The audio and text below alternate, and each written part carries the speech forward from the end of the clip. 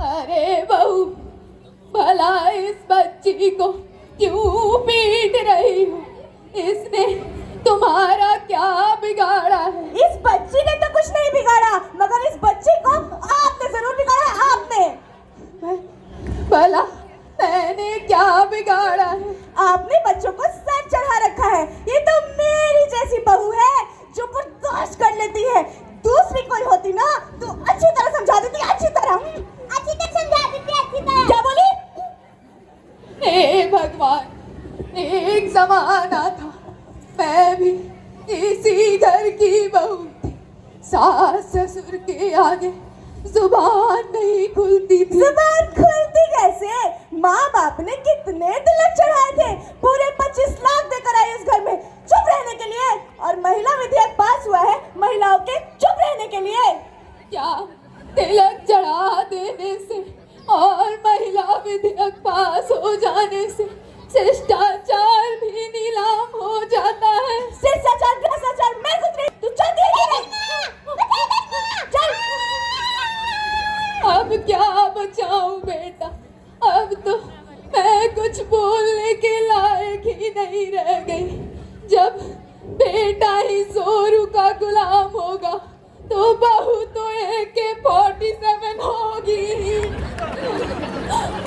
राम का राम राम। ये सब क्या उल्टा पुल्टा बोल रही हो माँ? ना बेटा, कुछ तो नहीं ना, कुछ तो अभी नहीं। तुम बहू के बारे में उल्टा पुल्टा नहीं बोल रही थी? ना बेटा, हाँ बेटा, अब मैं बूढ़ी हो गई, मेरी जुबान भी पलट गई है। तू जवान, ढेर सारे पैसे कमाता है, लिपस्टिक लगाकर मटक मटक कर चलने वाली बहू जो मिल गई है, अब तुझसे ज्यादा सीधा और समझदार भला कौन होगा? मुझे कुछ समझ में नहीं आ रहा है, साफ साफ बताओ बात क्या है? मैं बताती हूँ बात क्या है।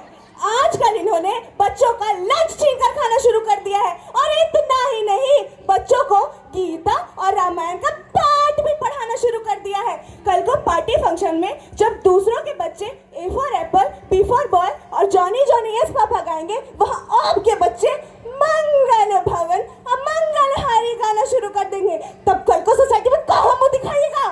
सारा संस्कार चौपट कर रखा है इन लोगों ने।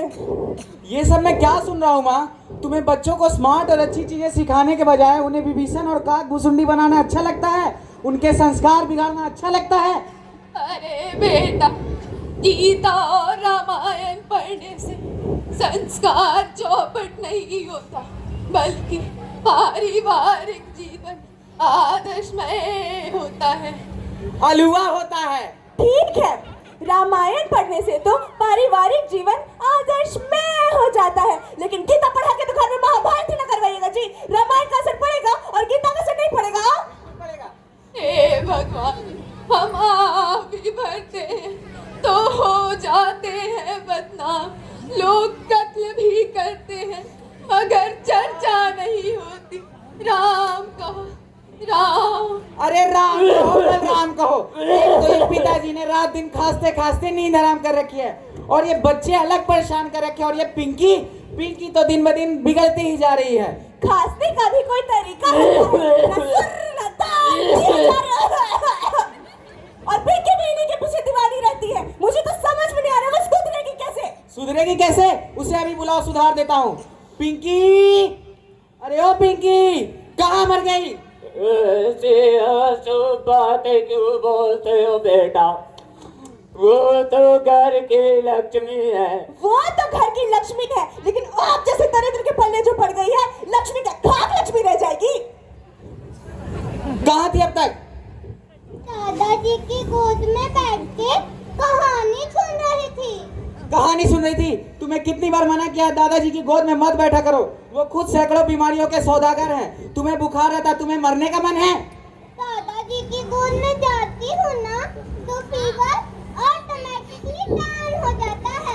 हाँ, फीवर डाउन क्यों नहीं होगा? इनके नाक से एंटीबायोटिक और पैरासीटामोल का सिरप जो चूते रहते हैं। लाख समझाओ ई बूढ़ों के, मगर खोपड़ी रहे तब ना।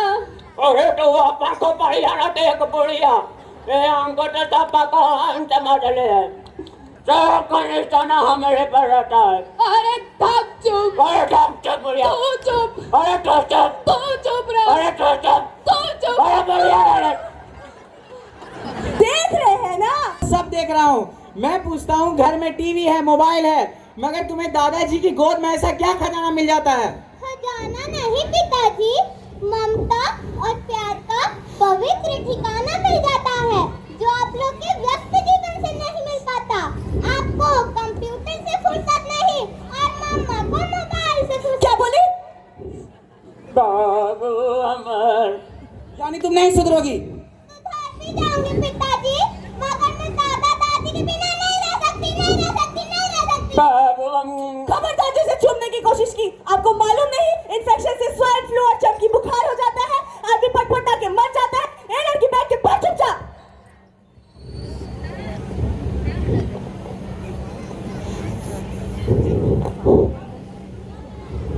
क्या पिताजी, घर को शमशान घाट बनाने का इरादा है?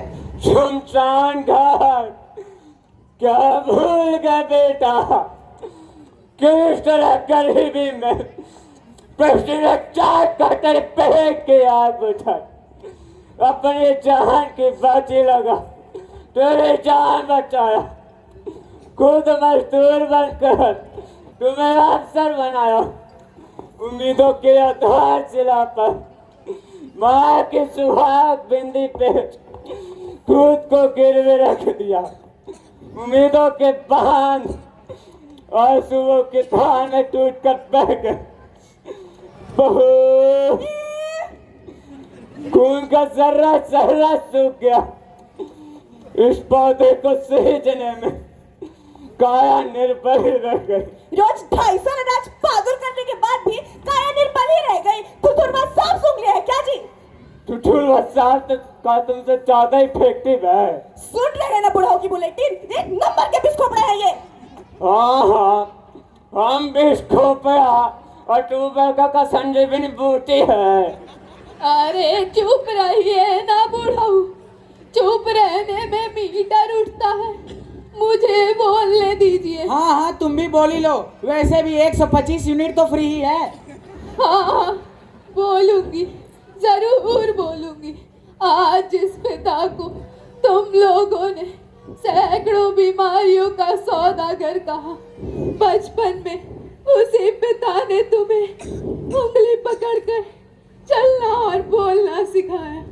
तुम्हारी सलामत जिंदगी के लिए कौन से ईंट पत्थर और पर्वत नहीं पूजा, मगर वो ये नहीं जानते थे कि तुम्हारा हृदय उस ईंट पत्थर और पर्वत से भी ज्यादा कठोर निकलेगा।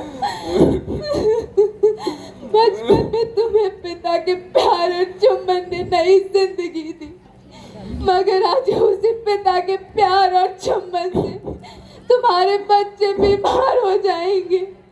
ये तेरा नहीं, हमारी किस्मत का दोष है, हमारी किस्मत का।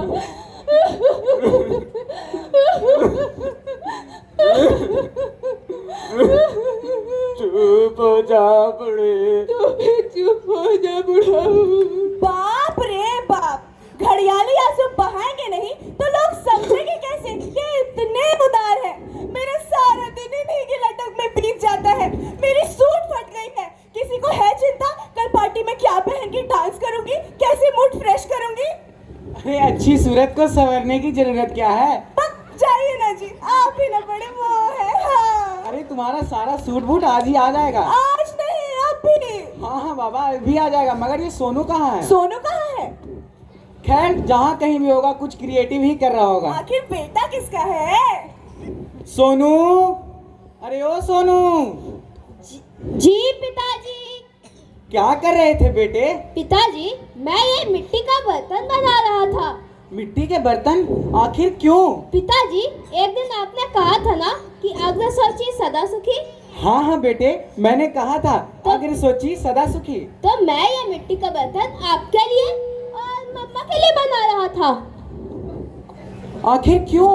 आखिर क्यों? क्या एक दिन आप लोग बूढ़े नहीं होंगे? क्या एक दिन दादा और दादी की तरह आप लोगों के नाक और मुंह से एंटीबायोटिक और पैरासिटामोल का सिरप नहीं चुएगा? क्या आपके खांसने और छींकने से हमारे बच्चों को इबोला और स्वाइन फ्लू नहीं पकड़ेगा? क्या इन हरकतों से वो पटपटा कर मर नहीं जाएंगे? आखिर मैं भी तो अपने बच्चों का भविष्य उज्जवल देखना चाहूंगा या नहीं? इसलिए दादा दादी की तरह आप लोगों की भी व्यवस्था अलग से होनी चाहिए या नहीं? प्लीज आप ही बताइए। अरे बेटा, ये सब तुमने कहाँ से सीखा? कहाँ से सीखा? ये सब वही गीता और रामायण का साइड इफेक्ट है। वही मंगल भवन मंगलहारी और भूख लगे तो सूझे थारी। हंसी क्यों तो?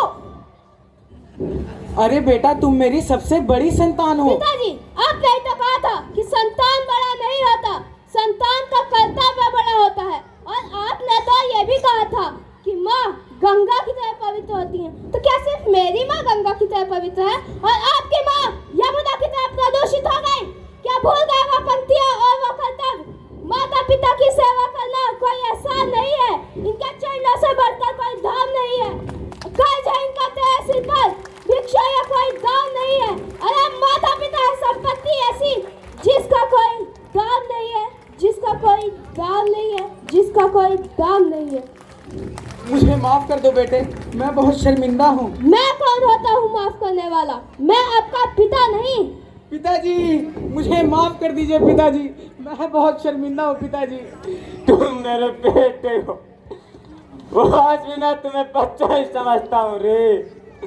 तेरे फूलों से भी प्यार, तेरे कहाटों से भी प्यार, सुख दे चाहे दुख दे, हमें दोनों है स्वीकार। तू कितना प्यारा है रे।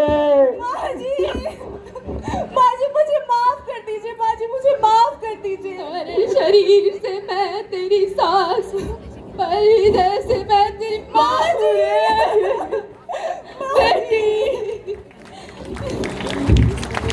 नहीं चाहिए दिल दुखाना किसी